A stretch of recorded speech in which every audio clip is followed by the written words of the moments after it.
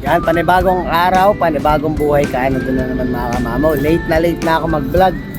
Sobrang busy. Maraming ginagawa sa kamamaw. Pero eto na naman tayo sa kamamaw. Nagbabalik na naman tayo sa buhay Canada natin mga kamamaw. Nako, napakahirap ng mga bagay-bagay na ano eh. Pero bago natin simulan kung ano ba yung vlog natin,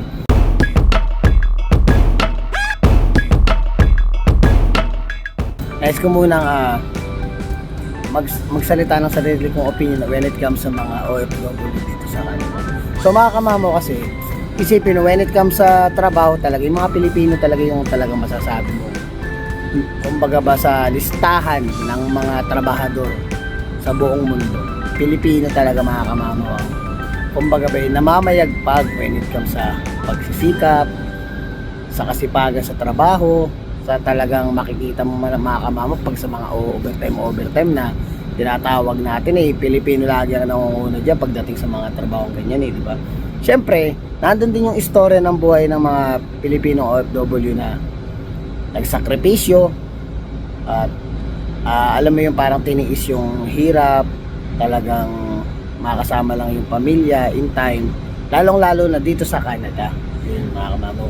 Siyempre, nung ako, experience ko rin mga kamama, nung dumating tayo, diba, mag-isa lang ako. Tiniis ko yung lungkot, tiniis ko yung pangungulila, na hindi ko kasama yung pamilya ko. Siyempre, nandun din yung time na, yung point na nag-iipon ka, para balang araw, makasama mo yung pamilya mo. So, ito na nga mga kamama, bakit ko ba sinasabi itong mga ganitong klaseng senaryo? Kasi mga kamama, minabalitaan na naman tayo sa Omni News. Yung Omni News na balita na yun is parang nakakalungkot mga kamamaw na parang bilang isang Pilipino mga kamamaw, nandun na nga yung reputasyon na tinatawag natin mga kamamaw. Tapos makakabalita tayo ng ang gumawa ng mali o gumawa ng hindi tama sa kapwa Pilipino ay Pilipino din. So nakakalungkot mang isipin mga kamamaw, yung balitang iyon is talagang sobrang naano ako, relate ako dun sa nangyari na. Siyempre, yung experience ng taong iyon ay na-experience ko rin bilang nagsimula ako dito. So, ramdam ko siya. So, ano nga ba talaga mga kamao? Ba't ba dami ko pang paligoy-ligoy? Ba't di ko pa sinasabi mga kamao? So, usapang ano to eh, yung paglalakad ng papel. So, ayan, mamaya i-roll video natin yung sa Omni News para makita nyo rin yung mga detalye. So ito, naggumawa lang tayo ng panimulang ano natin sa vlog. So yun na, sobrang matindi. Kasi napakahirap mga kamamaw nung mag-isa ka. Ay niano ko lang muna yung pang sarili kong opinion para at least kahit paano medyo mahaba-haba itong vlog natin. So yan, pang sariling opinion ko lang na ako nagsikap ako, nag-iipon din ako mga kamamaw para lang sa time na padating na yung time na hinihintay natin na dating mag-isa ka lang, ngayon eh pinapangarap mo makasama nga yung mga pamilya, yung mga anak mo, pamilya mo, para at least kahit paano ma-enjoy mo yung time na habang buhay ka pa mga kamamo. Siyempre hindi naman puro tayo trabaho lang, hindi naman tayo puro trabaho lang dito sa Canada mga kamamo. Nandun tayo sa point na kaya tayo nagtatrabaho dahil may pinaghahandaan tayo, may pinag-iipunan tayo, at hindi lang basta magtrabaho lang. So ayun mga kamama, bago ko ituloy itong vlog na to, ito muna yung balita sa Omni News para mas ma-explain ko ng maayos or maibigay ko sarili kong opinion about dito sa nangyari. So ito yung panoorin nyo. Nahuli at humarap na sa korte. May report si Paula Saraza. Wala pang isang linggo mula nang ilabas ng Toronto Police ang impormasyon sa wanted na suspect kaugnay sa investigasyon ng fraud. Nahuli na ng pulisya ang 43 taong gulang na si Maria Corpus. May kinalaman ito sa panluloko umano ni Corpus kaugnay sa Immigration Services na inaalok bilang may-ari ng Gino International. Hindi ako nagsisisi para ilabas yung mukha niya na at nagsumbong ako sa pulis kasi sa totoo lang, yung mga tao na kung walang lalabas na ganito at magsusumbong, mas marami pa siyang lolokohin. Nakapanayam ng Omni News ang complainant na itinago namin sa pangalang King. Inabot daw ng 2 taon bago niya natuklasan ang umano'y panloloko sa kanya ni Corpus. Itinago ng Omni News ang pagkakakilanlan ni King para maprotektahan ang inilalakad na immigration documents para sa mga menor de edad niyang anak. Yung maliit, tanong ng tanong eh. Sabi niya, Daddy, kailan ko ba makikita ang snow? May 2023, nang dumulog si King sa immigration firm ni Corpus sa Yonge and Eglinton sa Toronto para magpatulong sa proof of citizenship niya at ng mga anak na nasa Pilipinas. September 30, bigyan niya ako ng pag-asa. Sabi niya sa akin, Sir, may sagot na po yung IRCC. So, nabuhayan ako ngayon kasi pinagyan niya ako ng 2 papel na nagsasabi na natanggap na daw nila ngayon after 15 months yung mga anak ko. Tapos ma-approvean kung within the next 3 months, sabi niya. Setyembre 2024 nang makarinig siya ng update sa kanyang aplikasyon. Matapos nito'y naging mailap na raw si Corpus sa pagbibigay ng update. Dito na raw nag-umpisang mabahala si King. Bukod dito, napansin niyang walang barcode sa dokumentong ibinigay ni Corpus na mula raw mismo sa Immigration Canada. Pero nang subukang mag-follow up sa ahensya. Sabi sa akin nung agent,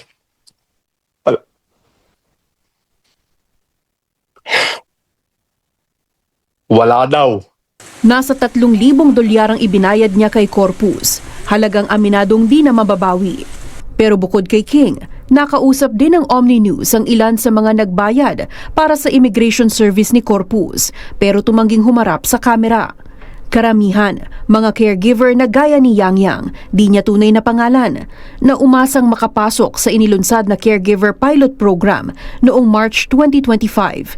Pero hindi raw naisumite ni Corpus ang kanilang aplikasyon. Bigay mo na yung mga dokumento ko, ganun. Sabi ba naman niya, bayaran mo. Sabi ko, bakit ko babayaran? Hindi, di ba, hindi mo nga sinamit tapos babayaran ko. Dagdag niya, may mga dokumento rin umanong ginawa si Corpus na hindi naman nanggaling sa kanya.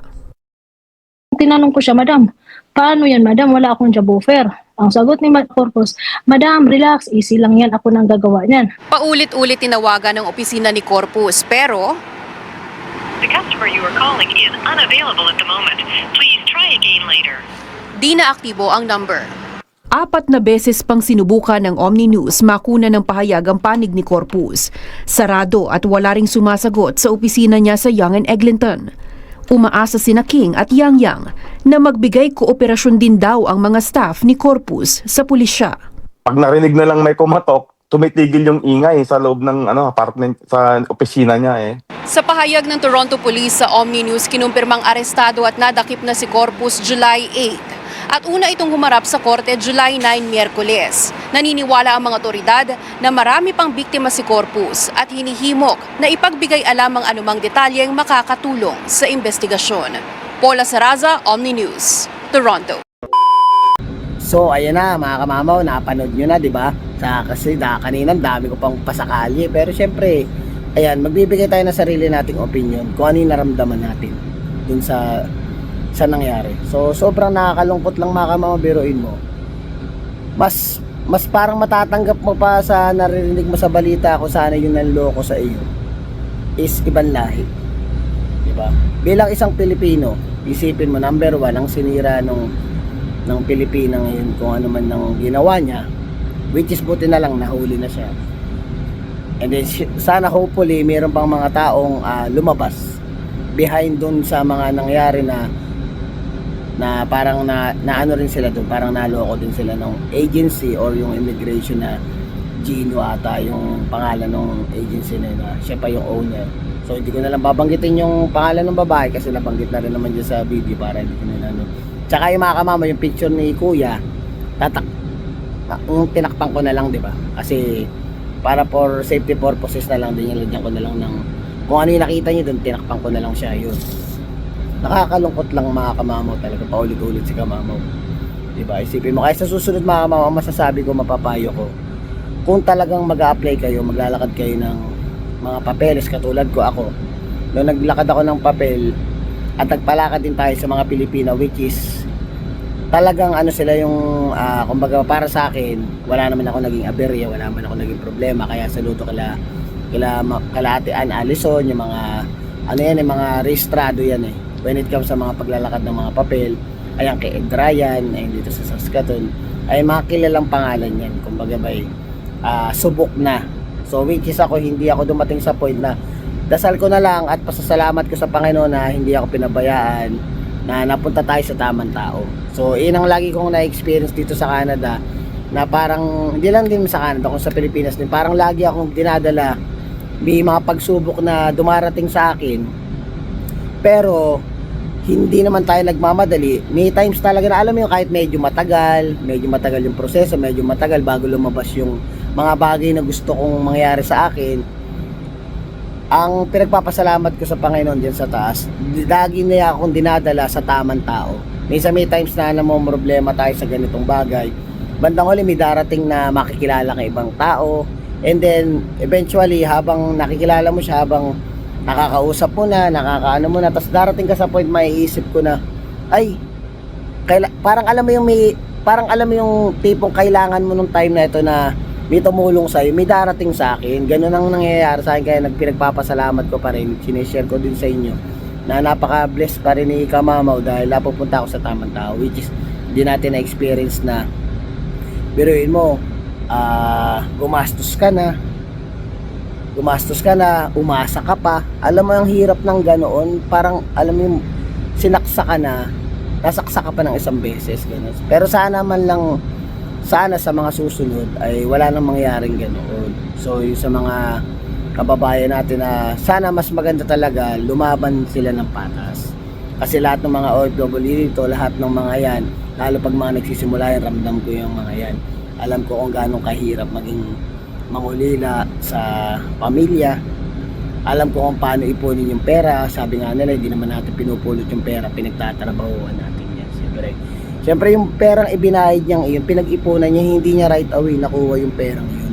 So automatic pinag-ipunan niya ng matagal na, sabihin natin kung 2 buwan na 3 months, inipon ni Kuya yung 3,000 Canadian dollar, magkano rin yung sa Pilipinas, 120,000 pesos. So, di ba, ang laking pera din yun, di ba?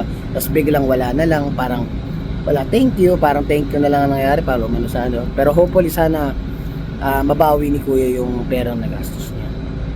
At the same time, maganda na rin yung nangyaring yan at wala, kumbaga parang hindi na maano, kumbaga hanggat maaari, nagawa ng paraan ni Kuya na nailabas agad yung ganyang issue para wala na siyang maluloko ulit. Kasi mahirap naman yung mga on the future na, kasi ako, tag dito, past thinker ako eh, or ano ba yung tawag doon, masyado akong advance mag-isip. May mga times kasi na alam mo yung parang tipong hindi pa nangyayari pero gano'n ka na mag-isip. Kung pakicorrect na lang ako kung ano ibig sabihin ng sinasabi ko para mas maliwanagan din yung mga nanonood, pwede nyo mabasa rin sa comment section yun. Gano'n ako mag-isip eh. So nakakalungkot lang, di ba, na sana lumaban kayo ng patas. Tapos yung inaano ko din yung sa pag-iipon, tapos biglang ang tagal mong hinintay. Yung panahon pa, yung pamakamamaw, yung panahon na hinihintay mo na, parang sabi nga doon sa balita is parang ilang buwan ba? Almost 2 years. Almost 2 years mong hinintay, umasa ka na mayroong papel na darating. Tapos wala pala. Alam mo yung gano'n na parang buti na lang napansin din niya, ito, add ko na lang din. Napansin niya din yung ng papel, bakit wala nga ng barcode. Kasi usual dito sa Canada, based sa akin experience, natatandaan ko yung mga nandun sa balita na paliwanag na every time na magbibigay yung CRA ng papel sa'yo, may barcode talaga yun. So yung nakuha ni Kuya is walang barcode, which is parang dating nga, ginawa-gawa lang. Kasi usual kasi, maganda kasi doon sa mga barcode, like for example, may hahanapin kang mga papeles. Pag in-scan mo lang, ilalabas agad yung information mo. Yun ang kaganda sa merong barcode. Instead na parang nangyayari, di ba, usual yung mga dati nating magta-type ka, ilalagin mo yung account mo, pati password mo, saka lang lalabas, di ba? Di ka tulad ngayon, pag automatic barcode, kasi ikaw lang may-ari nun eh. Ikaw lang may-ari ng barcode. Pag in-scan mo, automatic lalabas agad, magpa-flash agad. Kasi may mga times tayo, na sobrang dami nating documents, mga kamama, honestly, even ako, nakakalimutan ko yung mga password ko. So, malaking bagay yung barcode na yun.